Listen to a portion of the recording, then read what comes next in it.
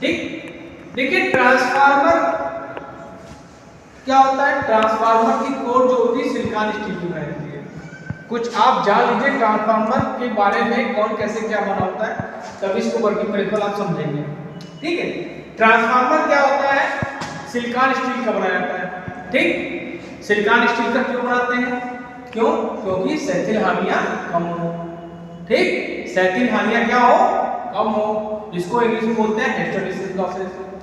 अब कोर क्या करती है, कोर का काम क्या है, ये जो आपको फ्लक्स दिख रहा है, ये आपकी इसमें कोर है सब। ठीक, ये सब पूरी क्या है, कोर है। ये कोर क्या करती है, इस फ्लक्स के लिए लो रिएक्टेंस का पाथ प्रदान करती है। ये क्वेश्चन मैंने पूछा भी था आपको जब एग्जाम में लिया था हमने, तो उसमें पूछा था कि जो कोर होती है इसका क्या काम होता है।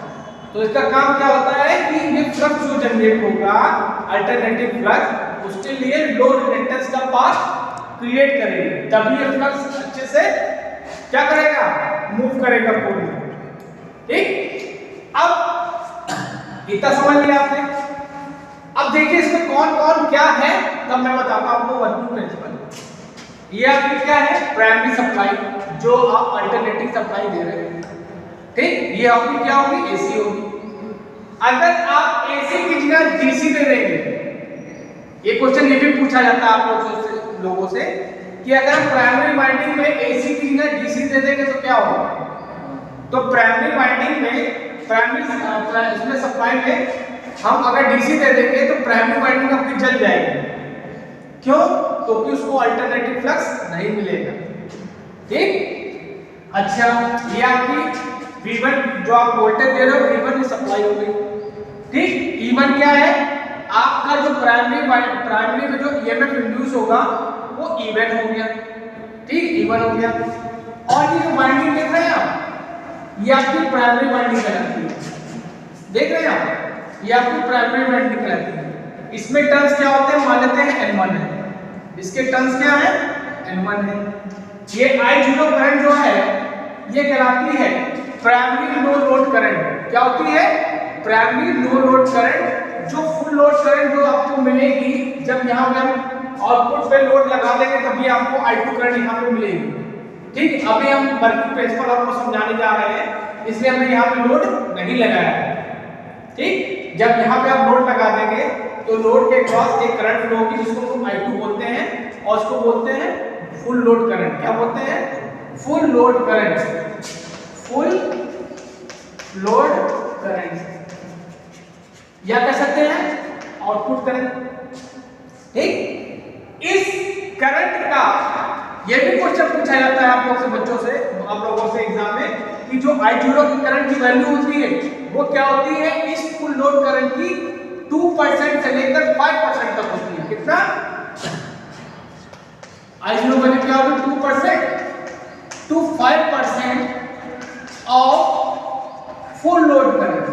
Full load current, full load current का 2 से 5% होती है ये I0 करंट।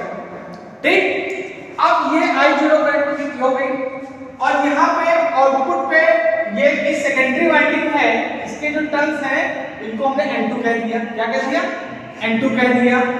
और यहाँ पे जो आपको ईएमएफ मिलेगा सेकेंडरी, इसको E2 बोल दिया, और यहाँ पे आपको V2 मिलेगा। बच्चों एक क्वेश्चन हमेशा पूछा जाता है कि अगर सर्किट आपका ओपन है तो क्या मिलेगा।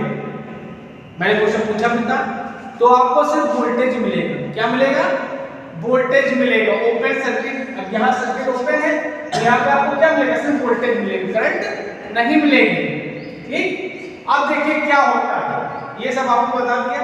अब देखिए क्या होता है कि ये प्राइमरी वाइंडिंग, इसको हमने सप्लाई दे दी, सप्लाई देते हैं तो इसमें I0 करंट फ्लो होती है। ठीक, क्या होती है, I0 करंट फ्लो होती है। ये I0 करंट क्या करती है, एक मैग्नेटिक फ्लक्स क्या कर देती है, सेटअप कर देती है यहाँ पे। इसके कारण इस करंट के कारण इस कोर में एक मैग्नेटिक फ्लक्स सेटअप हो जाता है, जिसको हम लोग बोलते हैं अल्टरनेटिव फ्लक्स। ठीक, ये क्या करता है, इस प्राइमरी वाइंडिंग के टर्न्स को काटता है। तो फैराडे ने क्या बताया था कि अगर कॉइल के टर्न्स कटेंगे फ्लक्स के द्वारा तो एक ईएमएफ इंड्यूस होगा। ठीक। तो ये क्या करता है, फ्लक्स इस प्राइमरी वाइंडिंग के टर्न्स को काटता है, जिसके कारण इसमें क्या होता है, एक ईएमएफ इंड्यूस हो जाता है, जिसकी वैल्यू होती है E1 = -N1 d∅dt। ठीक। अच्छा बच्चों, अब उसके बाद क्या होता है, अब यहाँ पे देखिए म्यूचुअल इंडक्शन का केस आता है। अब ये फ्लक्स जो होता है, आप देख सकते हो फिगर में, प्राइमरी वाइंडिंग से कनेक्ट है, ये सेकेंडरी वाइंडिंग से भी लिंक है। तो ये क्या करता है, सेकेंडरी वाइंडिंग के टर्न्स को भी काटता है। तो फैराडे के नियम के अनुसार इसमें भी एक ईएमएफ इंड्यूस हो जाता है। तो इसकी वैल्यू क्या होती है, E2 = N2 d∅dt। अब देखिए, ये जो प्राइमरी वाइंडिंग में ईएमएफ इंड्यूस होता है, इसको बोलते हैं सेल्फ इंड्यूस ईएमएफ। क्या बोलते हैं, सेल्फ इंड्यूस्ड ईएमएफ। ठीक। और ये जो ईएमएफ होता है, ये सेकेंडरी वाला, इसको म्यूचुअल इंड्यूस ईएमएफ कहते हैं, क्योंकि म्यूचुअल इंडक्शन के कारण उत्पन्न हो रहा है ना, तो उसको क्या बोलेंगे, म्यूचुअल इंड्यूस्ड ईएमएफ।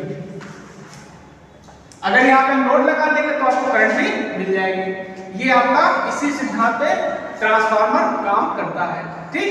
अगर इन दोनों को हम डिवाइड कर देते हैं, इन दोनों को हम डिवाइड कर देते हैं, ये पहली इक्वेशन हो गई आपकी, ये सेकंड इक्वेशन हो गई।